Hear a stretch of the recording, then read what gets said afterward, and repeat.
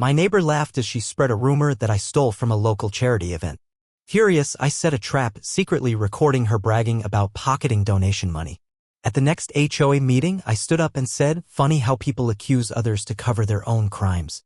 I hit play on the recording and the room fell silent. Her face went white as the HOA president turned to her and said, "We need to talk." This happened over the course of about 4 months and it's not over yet, but here's how things have gone so far. I live in a small neighborhood just outside Charleston, South Carolina. Quiet, old trees, and people who wave whether they like you or not.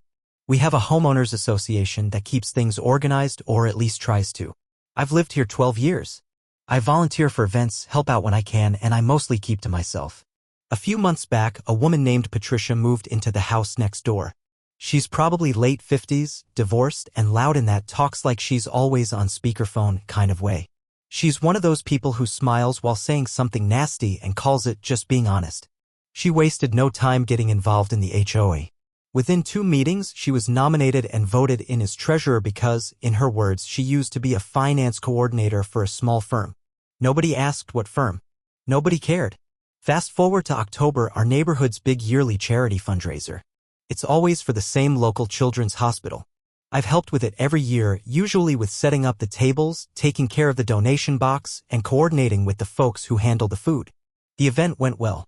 Lots of families, raffle prizes, live music, and we raised over $10,000. Patricia was in charge of collecting and recording all donations. She walked around with her little envelope system, making notes and acting important. Everyone seemed happy. Then, about a week later, things got weird. A few neighbors stopped waving. A couple people crossed the street when I walked my dog. I thought maybe I'd unknowingly offended someone. It happens. But then my friend Leah, who lives 2 houses down, pulled me aside one afternoon. She looked uncomfortable and said, "I just want you to know. People are saying things." I asked what she meant. She hesitated, then said, "Patricia's been telling people you skimmed money from the charity event." I swear I stood there blinking for 10 full seconds. I asked her to repeat it because I thought I misheard. She said you handled the donation box and that some of the totals weren't matching up. That maybe you took a cut. I laughed at first. I thought it was some bizarre joke. But Leah wasn't laughing. She said, "I don't believe it, but you should know it's going around." I asked who else had heard it. She named 3 people, 2 of whom I'd known for over a decade. I felt sick. That night, I replayed every interaction I'd had with Patricia. The way she inserted herself into everything. How she acted like everyone should answer to her. And how smug she looked when I handed her the final tally from the donation table. It hit me like a truck. She was framing me, not just spreading a rumor. Actively making me look guilty so no one would look at her. I didn't sleep that night. I kept going over what I knew. She had access to the donations. She collected money herself. She took it home after the event, saying she'd do a full count before depositing it. So I started planning. First thing I did, I began asking around at HOA meetings very casually about the fundraiser totals. Patricia always answered vaguely. "It's being handled. We're finalizing receipts. Some donors haven't cleared their checks yet." It was always something. Second thing, I got advice from a friend who used to work in law enforcement. She reminded me that South Carolina is a one-party consent state. That meant I could record a conversation with Patricia without needing her permission. So I waited. I invited her over for coffee one afternoon. Played dumb. Told her I wanted to get more involved in the HOA and maybe help her with finance stuff. She loved the attention. I had my phone recording from the minute she stepped onto my porch.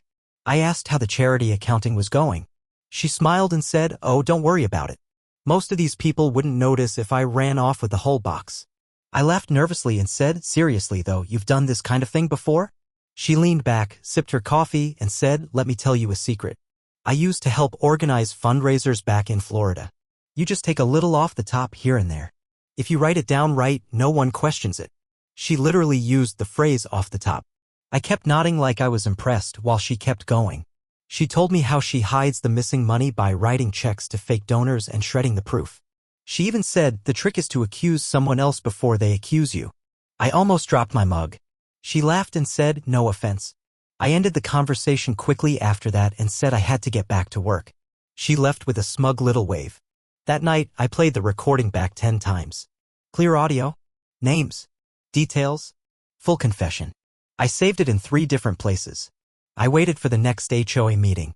2 weeks later, we all met in the clubhouse. About 30 people showed up since the charity discussion was on the agenda. Patricia sat up front, papers in hand, smiling like she was queen of the room. When it came time to talk about the fundraiser, she stood and gave a little speech about how much work it took, how she had to personally make up for a few inconsistencies, and how some people shouldn't be trusted with cash. I stood up. I said, "It's funny how people accuse others to cover their own crimes." She looked right at me. "Excuse me." I pulled out my phone. "I think everyone here deserves to know the truth." Then I hit play. The room went dead silent. Her voice filled the room, loud and clear. "You just take a little off the top. No one notices. The trick is to accuse someone else." When the clip ended, I looked around.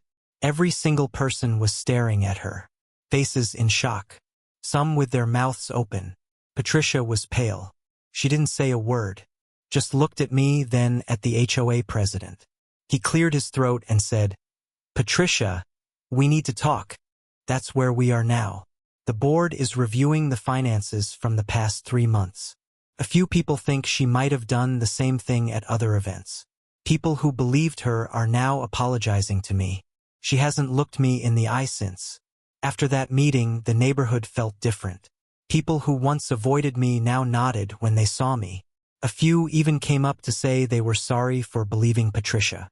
I accepted their apologies, but deep down I wasn't done. See, exposing her was only the surface. I knew something bigger was going on.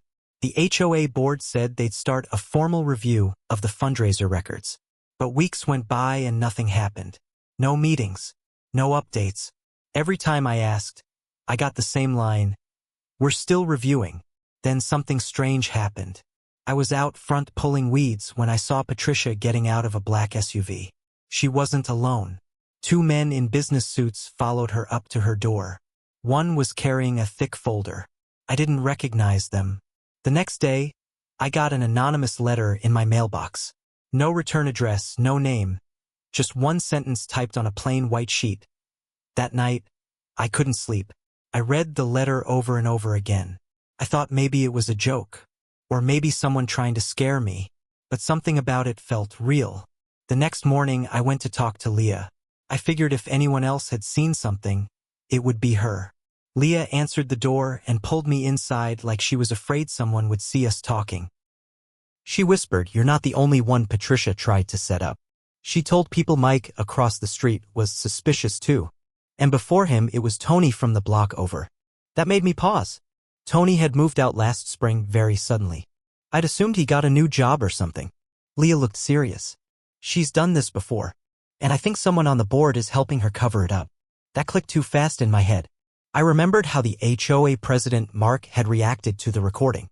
Calm. Too calm. Like he already knew. So I started digging. I requested copies of the HOA's meeting minutes and financial records. As a homeowner, I had the right. It took a week, but they gave me a huge envelope full of paperwork. I spread it out on my dining table, highlighters and notebooks ready. It didn't take long before things started to stand out. Patricia had signed off on over a dozen vendor payments for services no one remembered receiving. Several donations from past events were listed as miscellaneous expenses with no detail. And here's the kicker, Mark, the HOA president, had co-signed every single one. It was clear now. Patricia wasn't working alone. But I needed proof. Solid, can't deny it evidence. So I did something risky. I called a guy I used to work with, Eli. He's an IT guy with a talent for recovering deleted files. I asked if he'd help me look into some HOA emails and records.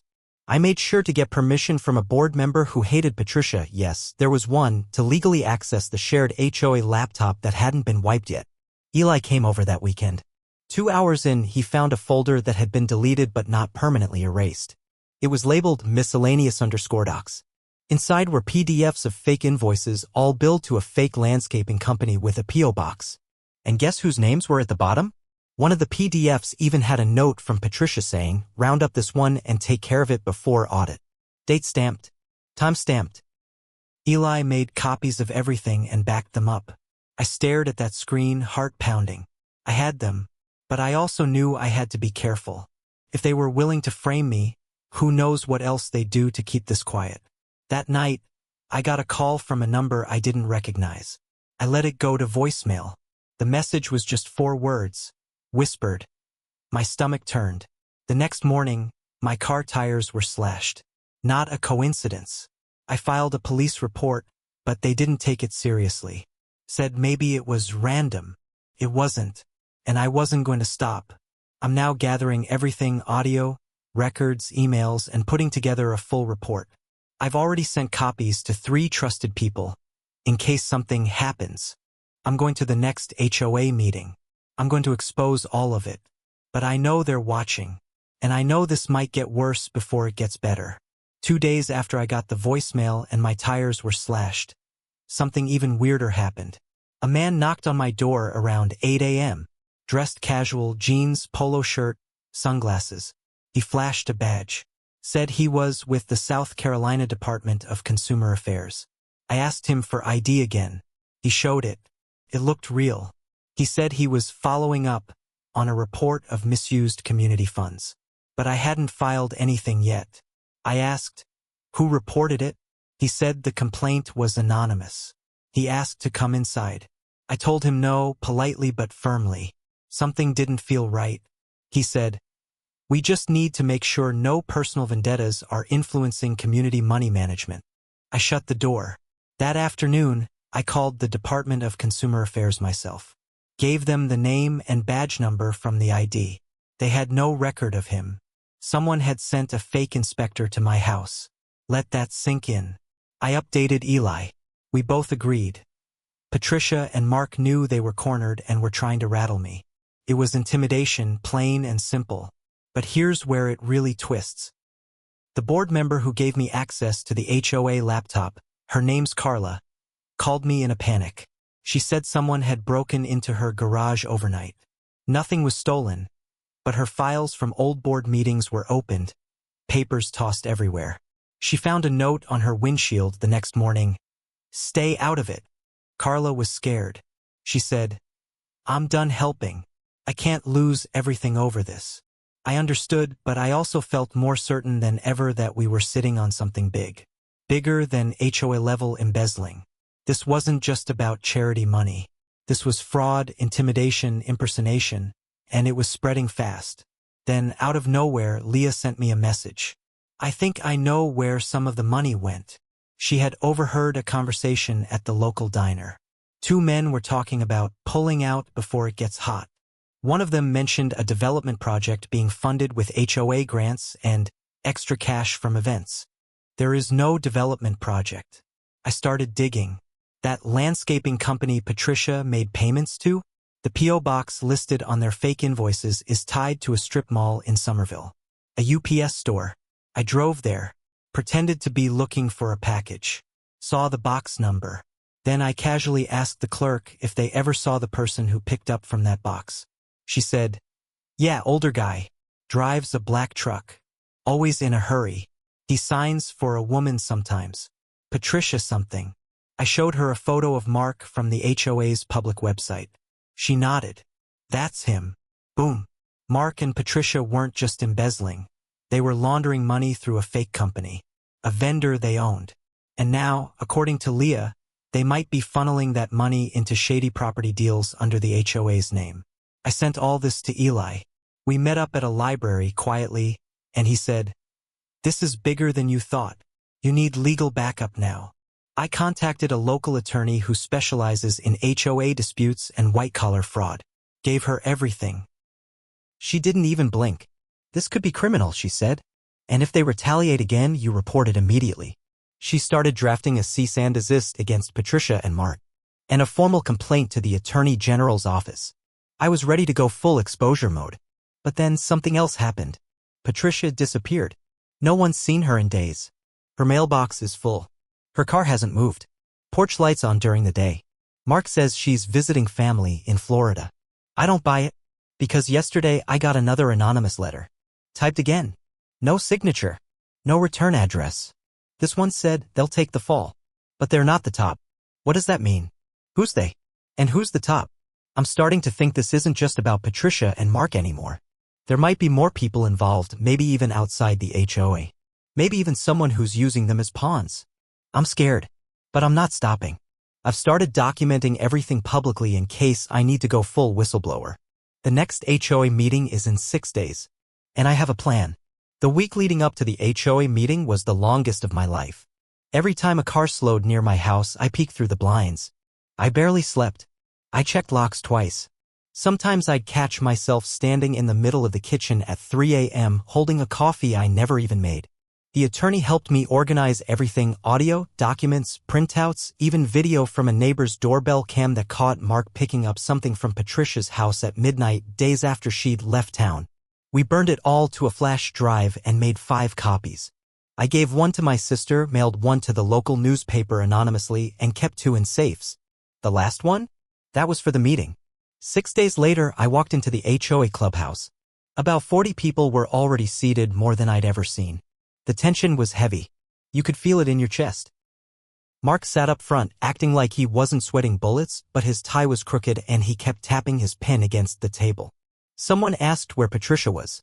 Mark said she won't be joining us today. No reason. No smile. Then he opened the floor for community concerns. I stood up. I said, I think the community deserves to know what's been happening with their money.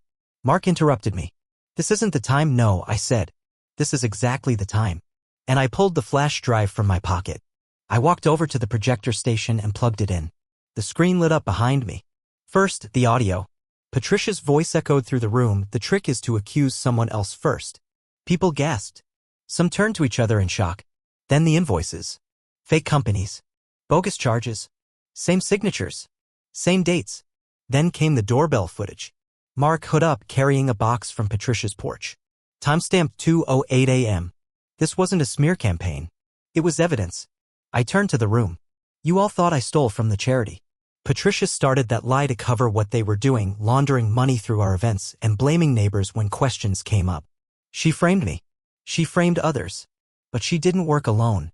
Mark's face turned bright red. He stood, trying to interrupt, but someone shouted, "Sit down." Then Leah stood up. And Carla. And Mike from across the street, the one Patricia had accused months before. Each of them spoke, confirming patterns of intimidation, gaslighting, fake votes, and secret meetings. It all lined up.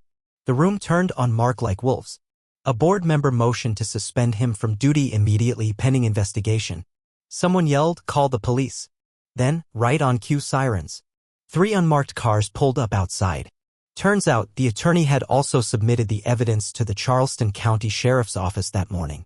She timed it so the arrest would happen in front of everyone. Mark didn't say a word as they cuffed him. Someone clapped. Then a few more.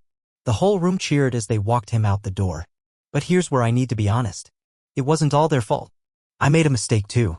I trusted too easily. I didn't ask questions soon enough. I let myself be isolated, shamed, and nearly broken before fighting back. And I stayed quiet about other things. Things I saw Patricia do even before the fundraiser.